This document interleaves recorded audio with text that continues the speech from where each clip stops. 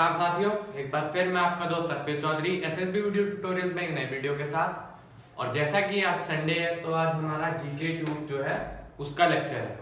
ठीक है दोस्तों, जो यहाँ पर हमने टॉपिक चूज किया है वो है ब्रेक्सिट। देखिए ये भी एक बहुत ही ज्यादा इंपॉर्टेंट टॉपिक है क्योंकि बहुत बार जीडीज में या लेक्चरेट में फ्रीक्वेंटली आता रहता है। ठीक है, तो इसलिए मैंने सोचा कि एक ब्रेक्सिट पर वीडियो बनाते हैं।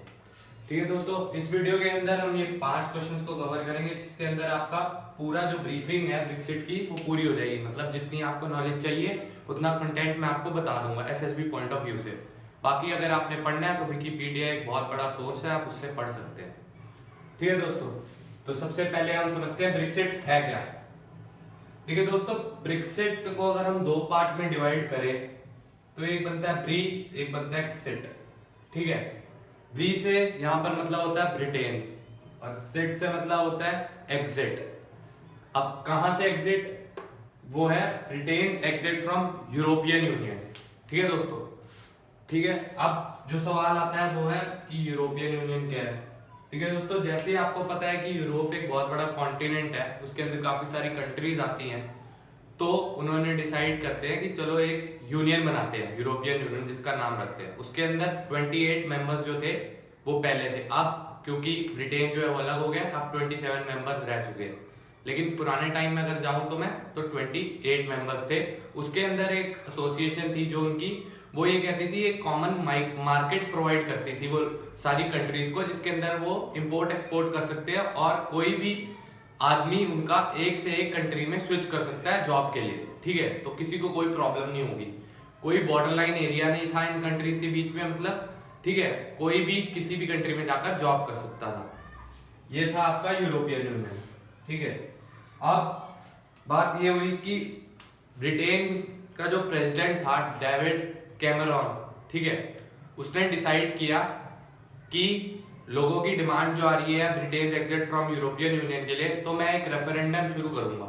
ठीक है, अपने री इलेक्ट होने के बाद, और उसके अंदर मैं खुली वोटिंग करवाऊंगा। जो कि लोग चाहते हैं अगर ब्रिटेन एग्जिट करे यूरोपियन यूनियन से वो वोट करें।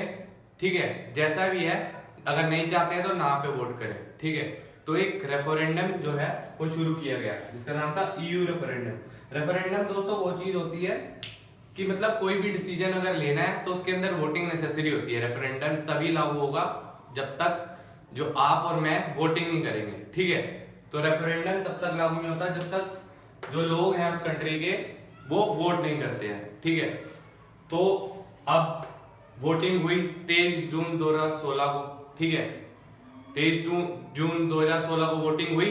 उस समय वोटिंग में रिजल्ट जो आया वो था 52% जो था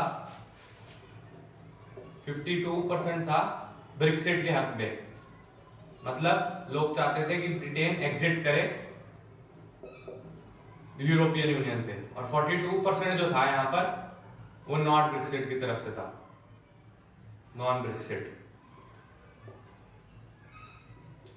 तो ठीक है, ये जो रिजल्ट आया इससे अब जो डेविड कैमरॉन थे उनके प्रेसिडेंट वो नाराज हो गए। उन्हें लगता था कि नहीं यार, ब्रेक्सिट में हमें रहना चाहिए। ठीक है, हमारे लिए एक बेनिफिट होगा अगर हम ब्रेक्सिट में रहेंगे, तो उन्होंने रिजाइन कर दिया वहां पर लोगों को कोई फर्क नहीं पड़ा। उन्होंने कहा कि मेजॉरिटी है जो वो ब्रेक्सिट के खिलाफ है, मतलब ब्रेक्सिट के साथ है सच। ठीक है, Britain exit from European union Brexit के साथ है, तो हम चाहते हैं कि हमारी कंट्री एग्जिट करे। ठीक है, अब देखा जाए कि इफेक्ट ऑन ब्रिटेन।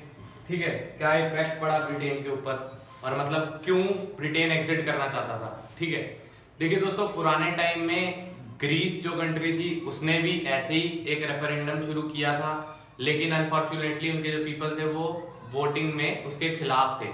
उन्होंने भी नाम दिया था, या नोट कर लें आप भी, पूछा जा सकता है आपसे, उन्होंने ग्रेक्सिट नाम दिया था इसको।